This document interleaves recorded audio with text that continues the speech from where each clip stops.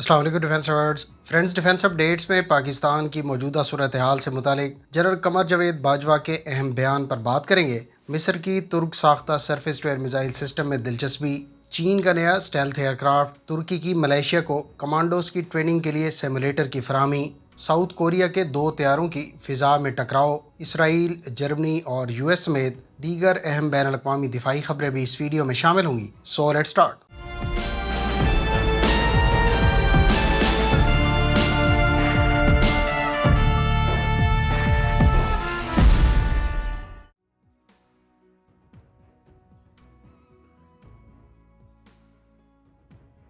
General Qamar Javed Bajwa نے اپنے آج کے بیان میں کہا ہے کہ پاک فوج کی پاکستانی قوم کے ساتھ محبت فوج کے ایمان کا حصہ ہے، جبکہ قوم کی فوج سے محبت لازوال حقیقت ہے۔ موجودہ صورتحال کو لے کر دشمن پاکستان پر ہائیبرڈ یا 5th جنریشن وار جاری رکھے ہوئے ہے، جس کا مقصد فوج اور پاکستانی قوم کے درمیان محبت کو کم کرنا اور آپس میں انتشار پیدا کرنا ہے۔ انہوں نے کہا کہ ہم پہلے کی طرح اس مرتبہ بھی دشمن کی اس کوشش کو ناکام بنائیں گے۔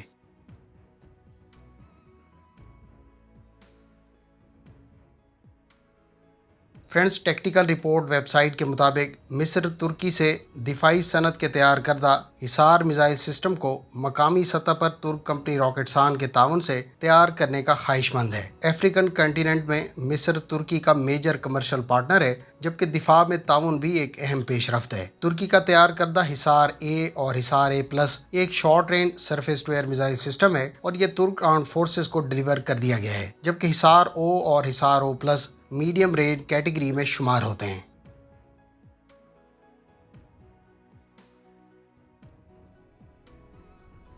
جرمنی نے سابقہ ادوار کی BMP-1 infantry fighting vehicle Ukraine کو فراہم کرنے کا اعلان کیا ہے۔ ٹوٹل 58 وہیکلز یوکرین کو فراہم کی جائیں گی۔ یہ وہیکلز ایسٹ جرمن آرمی کے زیر استعمال رہی تھیں۔ ان کو 1998 سے 2001 کے درمیان سویڈن سے اپ گریڈ بھی کرایا گیا تھا۔ اس وہیکل پر 73 ملی میٹر کی اسموتھ بور گن کے علاوہ 7.62 ملی میٹر کی گن بھی استعمال کی گئی ہے۔ اس وہیکل کی رینج 600 کلومیٹر ہے اور اس کی زیادہ سے زیادہ road speed 65 kilometre per hour ہے۔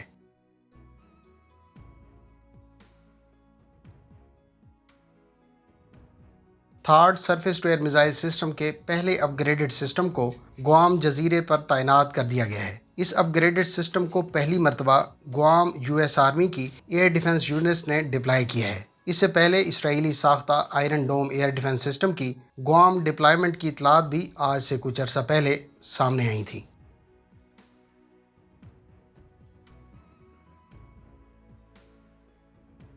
یو ویژن اسرائیلی کمپنی اپنے ہیرو سیریز کے لیوٹنگ منیشن کو چلی میں ہونے والی دفاعی نمائش میں بین الاقوامی مارکیٹ میں پیش کر رہی ہے۔ Israeli company Hero 120 mid range anti armour loitering munition اور long range Hero 400 loitering munition market میں آفر کر رہی ہے۔ ہیرو 400 ایک long range high precision loitering munition ہے، جبکہ ہیرو 120 کی رینج 40 کلومیٹر اور ٹوٹل وزن 12.5 کلومیٹر ہے۔ دوسری جانب ہیرو 400 150 کلومیٹر کی رینج اور 120 منٹ کی انڈیورنس رکھتا ہے۔ اس کا وزن 40 کلو گرام جبکہ اس کا وار ہیڈ 10 کلو گرام وزنی ہے۔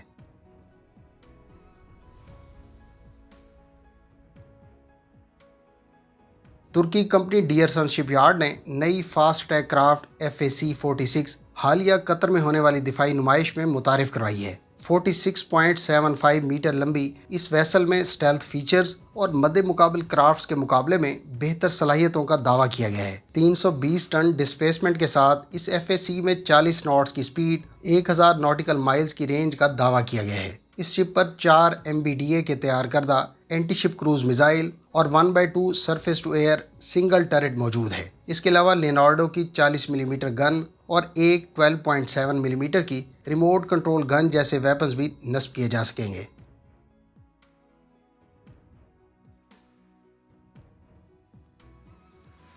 فرینڈز، اٹالین کمپنی نے رائل سعودی فورسز کے لیے پہلی الجبیل کلاس کارویٹ ڈیلیور کر دی ہے۔ اس کلاس کی 5 شپ سے متعلق اٹلی اور سعودی عرب کے درمیان معاہدہ نومبر 2018 میں طے پایا تھا۔ الجبیل کلاس کارویٹ کی لمبائی 104 میٹر ہے اور یہ 102 پرسنل کو اکاموڈیٹ کر سکتی ہے۔ اس سلسلے کی لاسٹ شپ 2024 میں ڈیلیور کی جائے گی۔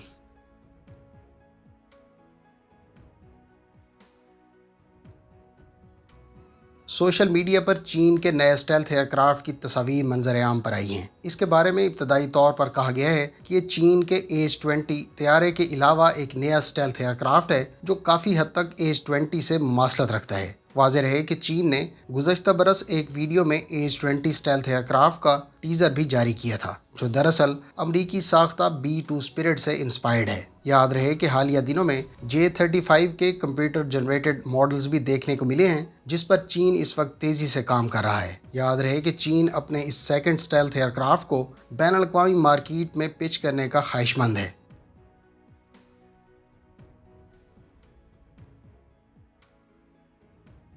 جنوبی کوریا کی کمپنی کورین ایروسپیس انڈسٹریز کے تیار کردہ KT-1 ٹرینر ایئر کرافٹ کے 2 طیاروں کے درمیان فضا میں ٹکراؤ ہوا ہے جس کے نتیجے میں ابھی تک کسی ہلاکت کی اطلاعات تو سامنے نہیں آئیں، تاہم اس حادثے کی وجوہات کے بارے میں انکوائری تشکیل دے دی گئی ہے۔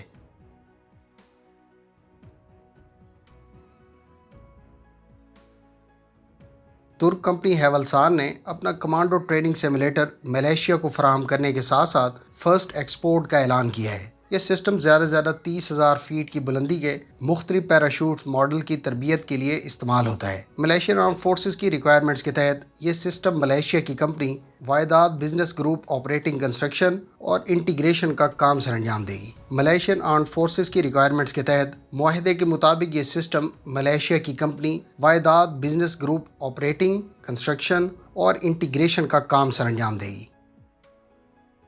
فرینڈز، یہ تھیں آج کی ڈیفنس اپڈیٹس۔ امید ہے اس ویڈیو سے آپ کی معلومات میں اضافہ ہوگا۔ ملتے ہیں نیکسٹ ویڈیو کے ساتھ، اپنی دعاؤں میں یاد رکھیے گا۔ اللہ حافظ۔ پاکستان زندہ باد۔